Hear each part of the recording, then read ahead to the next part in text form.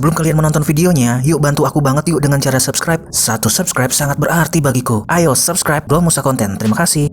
Cek playlist channel Bro Musa Konten jika kalian suka dengan jenis atau genre video seperti ini. Hai bro semua, kembali lagi dengan Bro Musa Konten. Hampir 1 tahun gue menggunakan Poco X3 Pro, kurang lebih 7 bulan ya. Dan bahasan mengenai Poco X3 Pro di channel gue ini cukup mengundang para viewer yang ada di YouTube, baik yang udah subscribe dan juga yang belum subscribe. Tapi banyak yang belum subscribe nih, makanya ayo subscribe dulu yuk Bro Musa Konten. Di sini gue nggak cuma bahas Poco X3 Pro aja, tapi gue bahas dan mereview gadget secara rinci, mulai dari smartphone, action kamera, lalu juga speaker, headset, TWS, dan lain-lain. Jangan lupa untuk subscribe Bro Musa Konten. Lu ada SMS. Oke, karena gue udah 7 bulan kurang lebih menggunakan Poco X3 Pro, artinya udah banyak suka dan duka yang gue alami bersama si Poco X3 Pro ya. Dan video ini adalah 5 hal yang gue suka dan yang gue nggak suka dari si Poco X3 Pro. Apa aja? Langsung aja kita bahas. Oke, hal yang nggak gue suka pertama dari Poco X3 Pro ini adalah berat. Ini berat banget coy. Gue pernah punya Mi Max 3. Kalian mungkin yang pengguna Xiaomi dari zaman dulu itu pernah menggunakan Mi Max ya, bukan Mi 1, 2, 3, 4, 5, 6 bukan, tapi Mi Max yang memang layarnya itu di masanya itu paling besar. Jadi dia mendekati tablet, tapi bukan tablet, disebutnya phablet, phone tablet. Nah, beratnya itu lebih berat dari Mi Max 3 itu, ataupun Mi Max 1 itu lebih ringan dibandingkan si Poco X3 Pro ini. Bagi kalian cewek gamer pengen beli Poco X3 Pro, saran gue sih jangan deh, apalagi kalau tangan kalian kecil ya, karena selain berat, layarnya itu cukup lebar ya, sehingga agak sulit ketika kalian bermain game dengan lama gitu. Tetapi kalau kalian nggak masalah hal tersebut, nggak masalah hal berat atau biasa megang tablet yang notabene memang lebih berat dari smartphone manapun ya boleh aja sih beli Poco X3 Pro. Hal yang nggak gue suka kedua adalah bug software.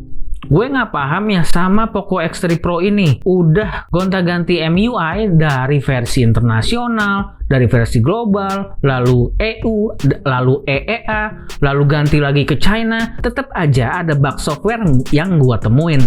Salah satu contohnya tiba-tiba restart sendiri, atau getar senyapnya itu hidup sendiri, atau dia tiba-tiba senyap sendiri, atau alarmnya tiba-tiba nyala. Nah itu yang bikin kaget kadang-kadang ya. Ada aja bug software dari si Poco X3 Pro. Hal itu sebenarnya nggak gue ambil pusing sih, gue langsung melakukan custom ROM dan juga custom kernel aja. Walaupun gue pakai MIUI, gue biasanya ganti kernelnya dan itu cukup memperbaiki dari bug-bug softwarenya. Ataupun gue ganti custom ROM yang bukan MIUI, itu udah cukup banget sih untuk memperbaiki bug softwarenya. Selain bug software, ada beberapa juga nih yang dialami oleh teman-teman, tapi nggak gue alami, yaitu Ghost Touch. Ghost Touch ini ya banyak sih penyebabnya.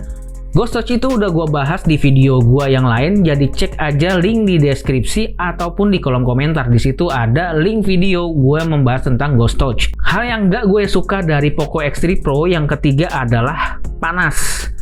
Ya, kalau panas itu sih agak susah ya, karena Apple yang paling terbaru juga kalau dibuat main game yang berat dengan settingan maksimum 60 fps, 90 fps juga pasti panas. Begitupun Poco X3 Pro. Akan tetapi yang nggak gue suka gabungan dari Poco X3 Pro ini adalah udah panas berat lagi, jadi bikin nggak tahan lama untuk bermain game. Padahal ini handphone gaming ya, tapi ya karena harganya murah mau bilang apa. Panas ini juga bisa disolusin sebenarnya kalau kalian membeli cooler ya, baik itu cooler yang 160.000 ataupun yang 100.000 atau main di depan kulkas gitu ya, bisa disolusin kok. Pakai cooler-cooler yang 150 ribuan atau 160 ribuan itu udah cukup kok. Hal yang nggak gue suka dari Poco X3 Pro yang keempat adalah video dari kamera ultra wide-nya. Kalau yang wide dan kamera yang lain oke lah ya, tapi kalau ultra wide-nya ini burik banget sob. 8 megapiksel kamera ultra wide dari Poco X3 Pro itu untuk dibikin video itu cukup burik ya dibandingkan Poco X3 NFC ataupun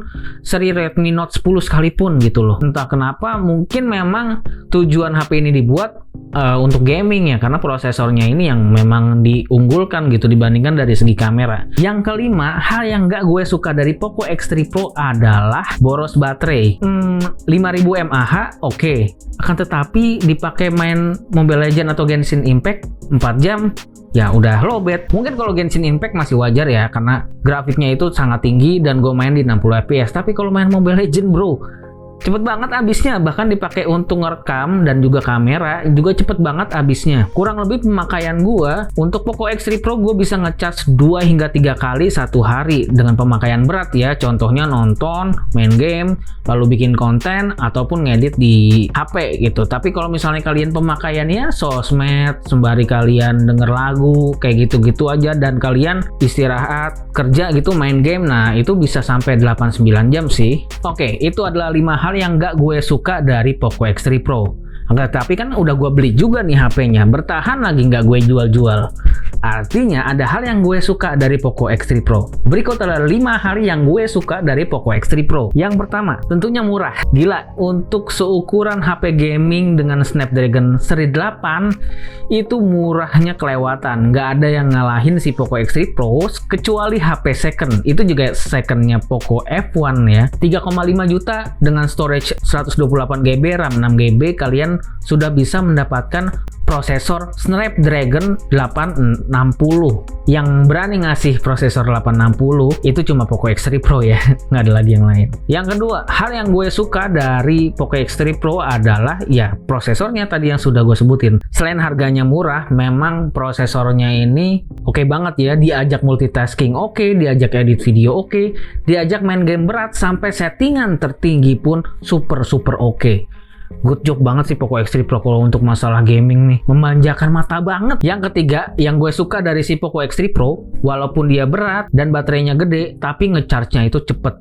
Bayangin 0 sampai 100% cuma dilahap sekitar 1 jam 15 menit loh, karena chargernya sudah mendukung turbo charging Xiaomi 33 watt, bukan 18 watt lagi, bukan 22 watt, 33 watt charger Xiaomi untuk penggunaan si Poco X3 Pro. Tinggal aja 1 jam untuk mandi, untuk ngapain kayak bersih-bersih rumah, belajar sebentar, udah penuh lagi HP-nya untuk siap nemenin kamu seharian lagi. Hal yang gue suka dari Poco X3 Pro yang keempat adalah experience bermain gamenya. Seperti yang gue bilang di awal, main game di Poco X3 Pro, dan ketika kalian pindah HP nih, main game di harga HP yang satu level 3,5 juta juga, tapi bukan Snapdragon 860, itu bener-bener kayak jatuh banget gitu. Mata kalian tuh bener-bener bisa ngerasain experience bermain dengan Snapdragon 860 di settingan maksimal 60 fps di hampir semua game dengan enak dan asik banget gitu. Ketika pindah ke HP lain dengan harga yang sama, aduh langsung nggak enak lagi experience atau pengalaman bermain kita ya. Pasti kerasa banget deh. Sekali pengen Snapdragon seri 8, kedepannya pasti kalian pengen beli yang Snapdragon 8 juga. Hal yang gue suka, kalau misalnya nggak gue suka tadi, ultra wide videonya agak burik ya. Kalau misalnya yang gue suka, yang terakhir, yang kelima, ini adalah video dari Poco X3 Pro untuk video wide-nya atau video normalnya di 60 fps itu stabil banget. Gue udah nyoba beberapa handphone yang memang gimmicknya itu adalah untuk video atau fotografi dengan harga 4 juta ke bawah lah ya. Tetapi nggak ada yang semulus Poco X3 Pro, pasti ada patah-patahnya sedikit gitu. Nah, pas gue pakai Poco X3 Pro untuk konten, untuk ngevlog, untuk bikin apapun yang berkaitan dengan konten video wide di 60 fps-nya itu smooth banget. Hampir nggak ada patah-patah. Patah-patah ya cuma 0,01% gitulah pokoknya. Dan 60 fps ini smooth banget dengan rate audio 128 kilobytean lah. Itu juga bagus banget sih audionya. Enak banget sih dipakai ngevlog juga. Dan satu lagi sebenarnya yang gue suka, selfie kameranya itu sudah bisa distabilkan dengan Full HD 30 fps, nggak bisa 60 fps kalau selfie kameranya ya. Jadi bener-bener bagi kalian yang suka ngevlog, kalian nggak membutuhkan action kamera lagi sih sebenarnya. Kalian cukup ngevlog aja pakai Poco X3 Pro, itu udah enak banget sih. Udah stabil di kamera depan dan di kamera belakang. So, kesimpulannya gimana? Apakah kalian masih tertarik beli Poco X3 Pro untuk tahun 2022? Menurut gue sih worth it ya, karena 5G juga masih belum signifikan signifikan untuk pelayanan di smartphone saat ini. Dan juga jangankan 5G, ada juga loh beberapa daerah di Indonesia yang masih pakai 3G. 4G saat ini sih masih merajai, buktinya juga masih banyak smartphone yang rilis di Oktober atau November 2021 itu masih pakai 4G. Jadi worth it apa enggak? Kalau untuk ngegame dan kalian suka ngedit video di handphone, HP ini worth it banget. Sekian dari Bro Musa pamit.